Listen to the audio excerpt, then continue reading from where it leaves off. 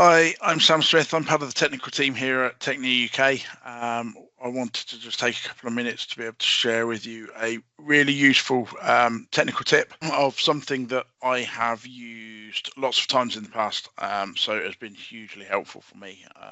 It is the replace where you use replace parents function. It's available within the native app.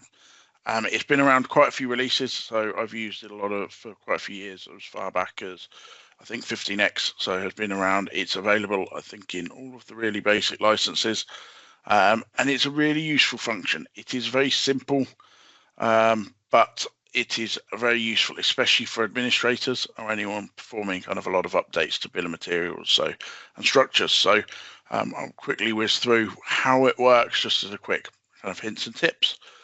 So here on my screen, I've got my makeshift my demo data. So, and as we can see, it's got this lovely brake rotor, brake disc. And if I search for that brake disc in here's one I've made earlier, nice quick search, I can see I've got multiple versions of them. I've got this -08, I've got this -0802, I've got a -K01.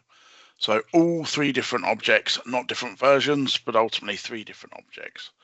So if I look at this -08, I can do, and I'm in explore mode here. I haven't had to open anything up within the 3D experience within CATIA.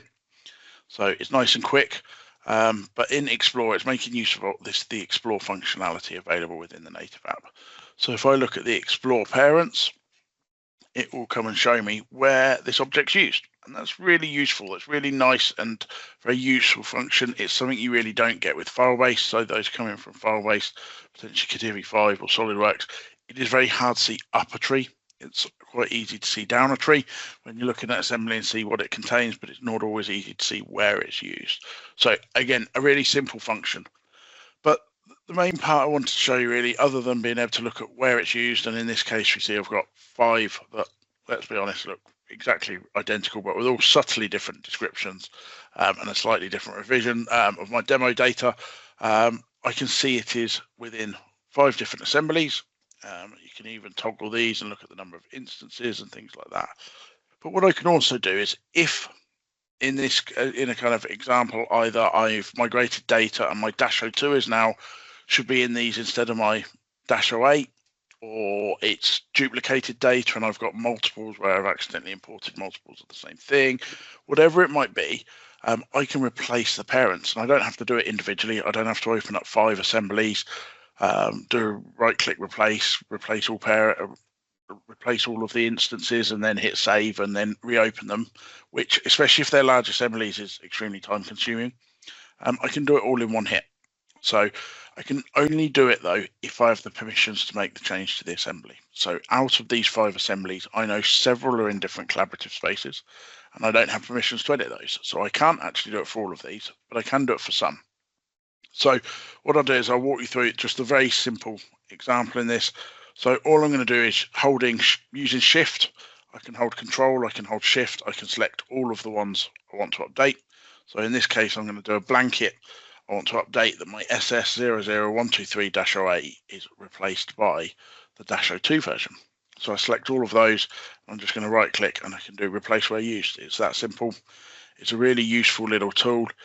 It allows me to now, I can go and select what I want to replace it with. I can replace it with absolutely anything. I can replace it with another 3D. It can be something completely different.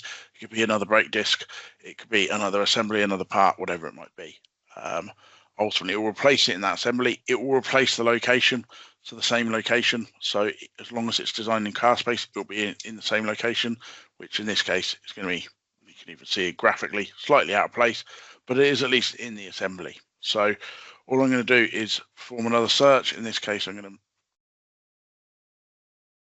to find my -02 and select that one.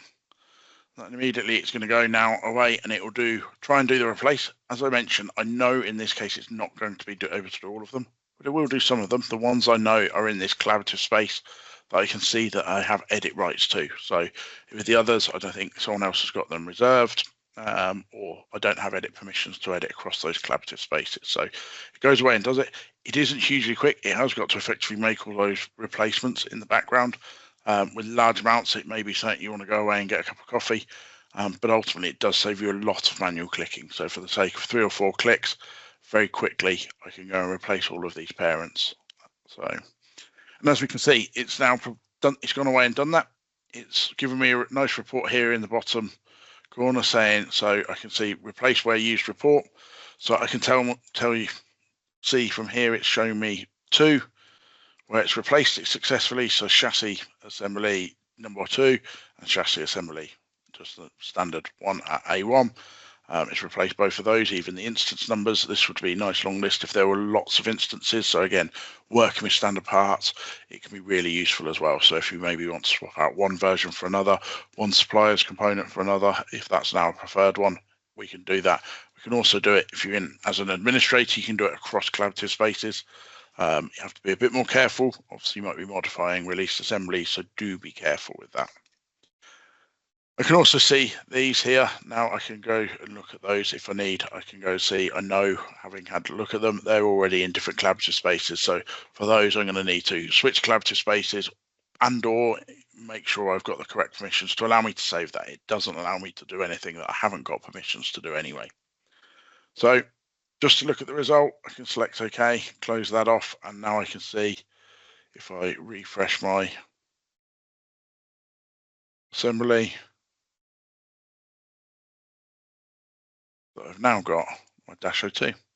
So you can see a difference in the part number sat there. So any questions, please reach out to me. Either reach out to me on LinkedIn or Technia on LinkedIn, or reach out to me personally if you know me, or via Technia's help desk as well. So get us at support@technia.com. So yeah, if you got any questions, need any help on it, but just a really useful tip, especially for those administrators or those dealing with standard parts or bill of materials as well. So thank you very much.